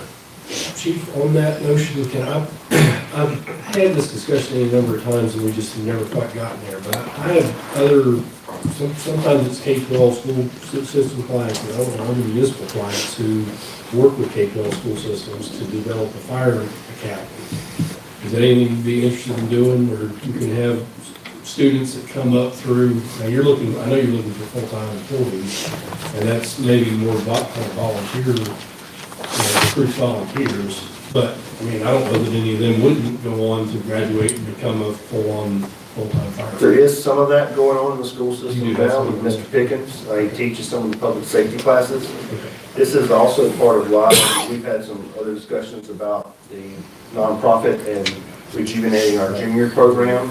So then we can start the training with them at the age of 14 And by North Carolina law, they can take every part of firefighter training up to except the live burn parts. And they can test, take the live burn at 18 and become certified versus 500 plus hours after they're 18. Someone starts after high school. So yes, we are trying to invest in the youth and build them from the ground up, but that's more of a long-term solution. So for years, we need a public safety academy is what we need, with a real investment, a real buy-in is what we need. Yeah, it's tough because even the police, as soon as they're out of law enforcement, they're hiring them up and everybody's snatching them up. It's just, as any other field, there's a lot less people out there willing to do the work. That's all I got for you. Any questions? Thank you, Chief.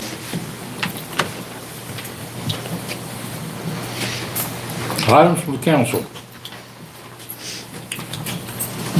Social district. Social district discussion. So what I wanted to do was just to provide a little bit of information, just to reiterate a little bit about what a social district is and some of the information that was shared at the county commissioners meeting, as well as has been shared a couple of times here at this meeting. Social districts have been approved by the legislature since 2021. It's a designated area where people can consume alcoholic beverages. There are 38 municipalities currently in North Carolina that have social districts. In fact, some of your larger municipalities have multiple social districts based on their size. It's regulated by state law as well as the Alcoholic Beverage Commission. We have to comply with several things if you do opt for a social district, including specially branded cups that have to be purchased with participating restaurants. People cannot carry a bottle of beer around on the sidewalk. That's not what a social district is about. All of the cups are marked clearly. They are dated. They are signed off on by the various providers of the cups. We do have to provide a map outlining the district itself, including signage, as well as easily identifiable logos so that people know that. You guys have been talking about this since February in the retreat. So we've done the research, we've gotten some of the information together. We know that there's going to be a requirement to change one of our existing ordinances that prohibits alcohol on public rights of ways and sidewalks and things like that. But that's a simple one sentence addition to say outside of the designated area from the social district referenced in chapter 95 social district, which we again had to develop a new ordinance for that. It has not been put before you for your approval. I will say that we have a new map since there was no decision made by the county commissioners. The new map that is on the screen does not include any of the squares, not the gazebo, not clock tower, not Rankin. It goes from all of Town Hall's property down East and West Main to the end of Lazy Hiker on all of the sidewalks. There is one connecting sidewalk that is on an area that is maintained by us as a sidewalk, but it's technically county property, but that would allow Las Margaritas' individuals there to reach the social district. It's just one sidewalk. And then, of course, Stewart Street. So it doesn't utilize any county property, this new map. So we did make that modification. Social district hours are proposed from noon until 9 p.m. And that would be Monday through Sunday. As they noted earlier, if there is a special event such as Pumpkin Fest, Winter Wonderland, Pharaoh's decides they don't want to have alcohol at their event and they've gotten permission to close the street, then during that period of time, the social district is suspended. It would be up to the event sponsor to make that known to all of the people that are participating, because essentially when you close the street, it becomes theirs. But the converse side of that, if you've got an event like the 80s flashback, then you can have some mobile vending from various breweries that if somebody wants to partake, then they can carry it throughout the social district. They would still have the same cups, they would still have to have the same signatures on them and dates, and the rules would still be the same for that. Again, as you've continued your discussion since February, social districts have been proven to be ways to increase economic development, bring in more revenues for your restaurants, decrease wait time at restaurants, because a lot of people just hang out at restaurants till they finish their beverage. If they could take it with them, then they can roll those tables over more often and there's less wait. So, what I need from the council is to tell me, continue moving forward, because everything still has to go through the state. There's still an application that would have to be filled out, and that's not something that just happens overnight.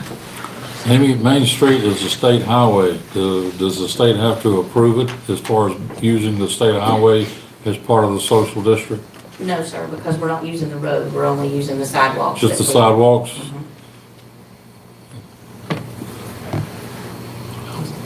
I was gonna say, just to clean up the map a little bit, since the latest changes, the alley, I don't even know what it's between, but with the long pole handrail down there, I think we should include that alley because people can walk back and forth through there. It's in there. The map's just too far over. Okay, Sort of boxed in with it. It is, it goes, the alleyway all through, it sort of makes a square around Stewart Street. but then the alley that's in the middle of Stewart Street's what I'm talking about. No, that's a private alley, we do not own that, that is owned by an individual. The Rathskeller Alley is not something that's town maintained. But we can still put it in the social district and then it could still be allowed. It's just they would have to say that it's not allowed, right? Right, we Private have owner? to get their permission on that, that is not a public alley, no matter how many people use it. Can the private property owner grant permission? That is part of the social district? Essentially, we would just have to do an MOU or an easement or something to that effect. And I like alleys, apparently. I would want to do the alley on the north side as well and do a slight loop too behind Outdoor 76 and connecting to Iola Street because there's been discussion about having a food truck there on occasion. And I think that little loop on the north side would complement it as well. Okay, and that again is also privately owned. Okay, I mean, So yeah, we would just have to work on that. And the parking lot behind Outdoor 76 is privately owned. It is not public. I understand. Yeah, but whatever we have to do, just to make it for feng shui's sake. Not a problem. But again, that's But yeah, the direction I need from you. I am totally comfortable with advancing this to the next step. Well, is there going to have to be a required public hearing before the board takes any action on amending any ordinances associated with this district? No, sir, they're not required. Not required? What I read among municipal attorneys is that some say it's a best practice just to go and let your public have their say about it. And it's probably, if there's opinions on both sides, I don't think we want to have anybody feeling like it's been, sort of forced on them. Should we do that before we proceed with it, to let the public have their say-so for or against? Oh, yeah. Yeah, I have a comment or two on that. Let's sit down and let y'all have your discussion. Yeah, we've been talking about it since February. We've heard, especially this week, we've heard folks who are for it, folks who are against it. And I think we have enough information to move forward with the next step. And I think that next step should be a public hearing. And I'd be willing to make a motion to do that in January. I'll second it. It's not required, but it is allowable if you want to have a public hearing. So we have a motion from Mr. Guffey to schedule a public hearing concerning possibility of a social district, seconded by Mr. Lewis. Discussion. Are we expecting, You need to set it for 6:05 or as closely thereafter. So I'll amend my motion. Or, Do- that's, I'm saying, Stacy's motion, never mind, that's his responsibility. All right, then my motion then. What are the, On Tuesday, January 2nd, because we do not meet on January 1st. what are the other steps necessary that we could be doing either before or after the public hearing? Like, You have to create some sort of logo for your social district. You have signage that you have to complete. You have to be able to provide education, which is a general education to the public, as well as to merchants who would be allowing people to carry inside their stores as well as out on the sidewalks. Then we do have to fill out an actual application to the state and send that in. And that also includes filing of a map. And I think, as I read it, that's not for approval. It's not like the state ABC is not set up to say yes or no, but they do keep the map for sort of ALE purposes to know where you are. Swain. Have the town merchants said anything? I mean, that's all we've got, the group that's the, like, okay. That's the only thing. I mean, you've had several Yeah. to come and speak at public Right. session. but downtown merchants, either for or against, can opt out. I mean, Right, like, and all yeah, they have to do is, the identified retail establishments would have a picture of the logo for the social district, which says, you can bring it into my store. If they don't have that, then you don't go in their store with it. So if it's not a restaurant, but just a dry goods store that doesn't sell any food or beverages, you can't go in their store unless they give you permission. Correct. I have a dream of one day downtown Main Street being open after dark and lights being on second floors. Excuse me. You're working towards, you're doing a good job, yeah, we need that's only one building. We need a few more. Okay, we have a motion, and a second, to go ahead and set the public hearing to get input. I have Yes, one sir. more comment. We, the manager and Mr. Culpepper and I went to the county commissioners meeting a couple of weeks ago, which was an eye-opening experience. And I'm just using this opportunity to say, after 3 hours and 15 minutes, I got up and left because I can't sit there that long. And I wanted to thank the manager and Mr. Culpepper for staying there and braving it out. And after 4.5 hours, they were heard. And not a lot of response from the commission, and the motion died. And I just want to say publicly that it reminded me how much I appreciate this board, how much cohesion there is on this board, how we get along and how we move things forward. It reminded me earlier when David and I voted against a motion for two, the most opposite reasons, right? And yet we were smiling and laughing at each other. And thank you all for that. I want to add my 2 cents to thank you. It was hard to watch, so I can't even imagine. I watched it on my computer at home and my recliner, so I was a little more comfortable than you were, but it lasted over 5 hours. So It was terrible. we don't have, hopefully we won't get into a long meeting like that. But, okay, we have a motion to second. Any more discussion? All those in favor, please signify by raising your hand. Any opposed, with like sign. Okay, we'll set that for January. Annual council retreat schedule. Ms. Owens, do you have a recommendation?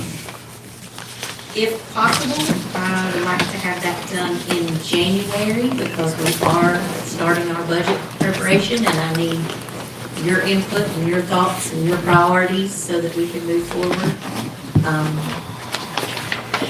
Councilman Ponta and I will be going to class in February, but I don't feel like we need to wait that long because we'll be a little bit too far into the budget cycle.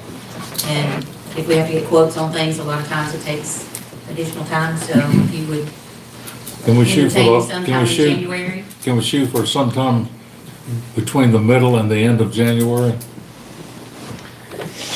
From the 15th to the 30th? Towards the end, but the 15th and the 2 weekends around the 15th and the 22nd, whatever, I've got a trip planned. Let's shoot for the last week in January then. Does that work? That's it for me. 27th. For you? 26th and 27th. That's the Friday and Saturday, if we stick with the same format that Yeah. we've been using. Friday night is essentially where we are The here format, today. Mr. Tomba, is that we basically got together on a Friday, went through a list of all the things, and so we'd have an agenda to start on come Saturday morning, so we can't do it all in one day. We're good, but we're not that good. So can you set that up, unless there's a problem or conflict with that, do you know of one? It's always conflicts with me, but I can suck it up and do it. But I was gonna say, 2 years ago, our retreat was spectacular. Last year, our retreat, got bogged down. I would like to have our retreat as our retreat. We had a lot of presentation from departments and department heads that took up, I don't know, 3/4 of our actual retreat meeting. And I would like for those type items to be put on monthly agendas as opposed to a retreat agenda. Further, I think we should get out of this room for Friday evening and have dinner outside of this room. Saturday, I'm fine with being here, or we can be somewhere else Saturday to actually conduct the business, but it's much more enjoyable and I think refreshing to get outside, have outside ideas. And then Saturday, ham it out without a lot of water treatment plant presentations and things that are just antithetical to fun. My policy creator. That was another one, yeah. Your TPS reports. Sometimes you can only absorb so much, but. This was the- Let's ask our manager to go ahead and work around those stipulations and see if we can do that. We've had dinner at some other place before and then come back to a work environment like this. Comment on that. I think we do both days outside of this room because the dynamic is different than when we're in here. I'd like to do both days somewhere else. Yes, this is the 10th time I put my hand on that Bible for this town. And we never had retreats when I started. And we've had them off and on since then, but they're not like it's a new thing. But this board especially, I want us to, Well, retreat by definition somewhere else, isn't it? it is, I want us to explore the possibility of a place, a Fontana Village, or maybe the casino or something where we could weave it in. And I absolutely do. We don't even go as a board to the annual conferences. You know, a lot of towns send all of the board members to the conferences for a full weekend and all, and that's, so I'm not worried about any expense. I'm talking about spending, maybe one night out. And I'm not gonna say take a vote on it tonight, but I'm not gonna wanna rule it out if we can come up with something that's a little bit different. We'll let Amy pursue that line and see if that's possible and give her as much latitude as she needs to arrange this thing. So we'll shoot for that, for those 2 days in January, at the end of January.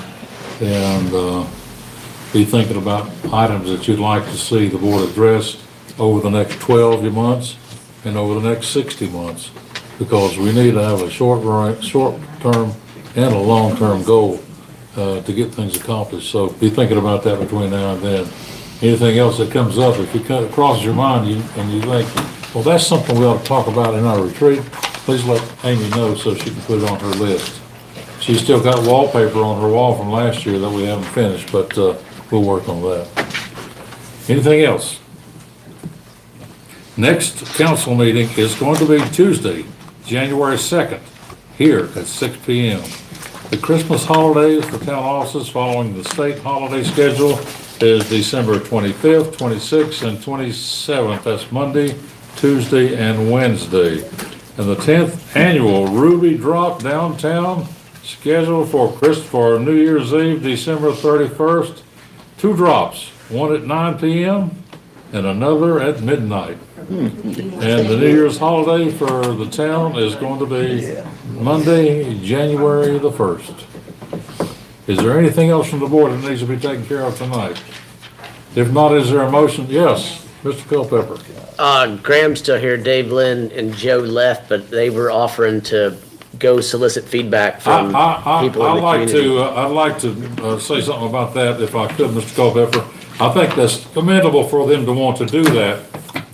But I think to be objective, it needs to be done from the town's point of view instead of someone who has an interest in one way or another. Fair enough. Well, then at least they can educate people that there's a public hearing. I think that's a commendable thing for them to volunteer, and I think it's a good idea to do that. But I'd like to see us initiate that from the town's perspective. That's why I asked about the town, that town merchants group. I never can think of the name.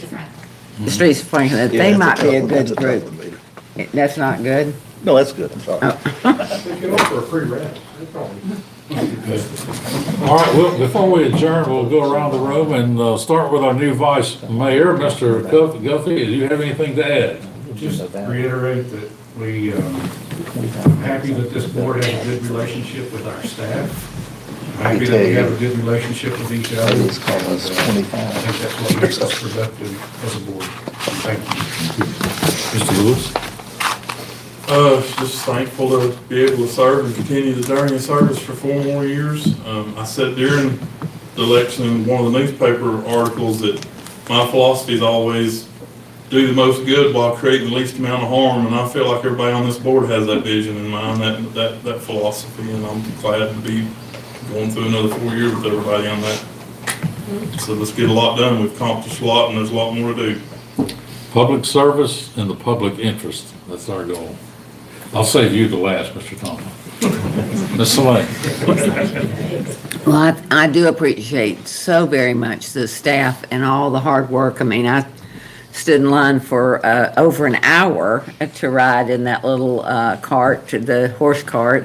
But they stood in line, they stood there for many hours working to get that whole Winter Wonderland thing going, and I'm very grateful for that. I heard great stuff from standing in line that long. You get to talk to a lot of people, and there was a lot of folks that were interested in how the town went about that, so it was good. And my thing about service is that public service is the highest form of service. That was FDR, and I agree with that, absolutely. So I'm proud to serve on this council. Kumbaya. Robbie, I tell you, I've told these folks, I'm getting older, and I've served on a lot of boards. They're not always this cohesive. They're not always this communicable. And a lot of them weren't much fun to serve on. But this group, and you coming with us, and Jack is our leader, we've got something good here. And we can be proud of it ourselves, and we can just thank our lucky stars that we're where we're at with our support staff and everything. But it ain't always been like this, so don't mess it up.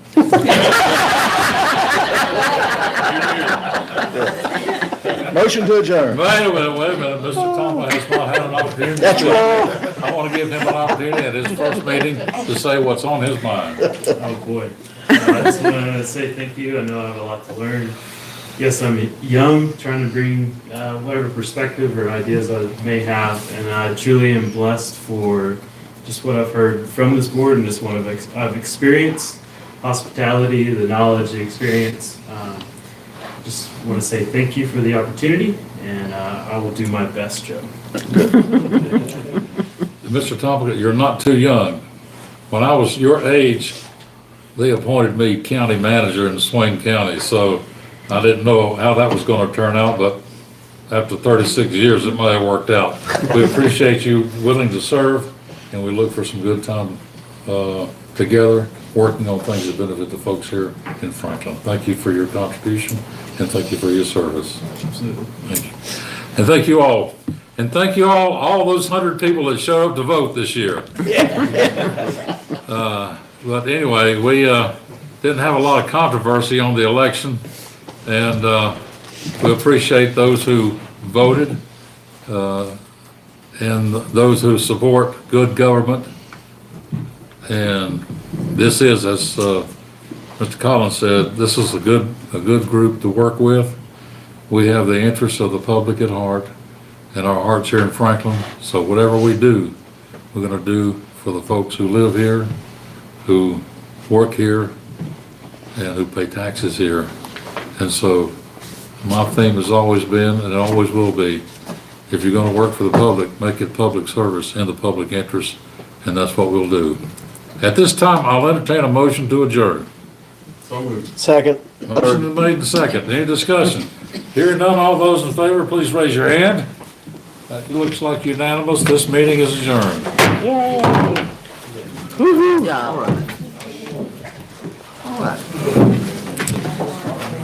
Thank you, Bobby. Thank you all.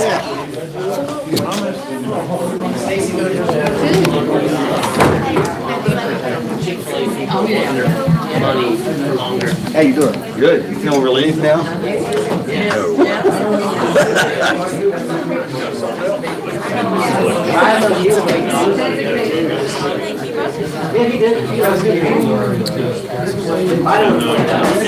There was also another one.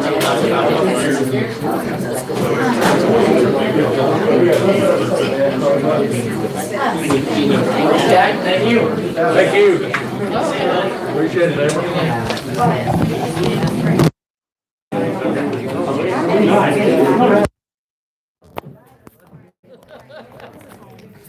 Looks like I'm having trouble. Yeah, you too, man. See you, sir. Merry Christmas, Happy New Year.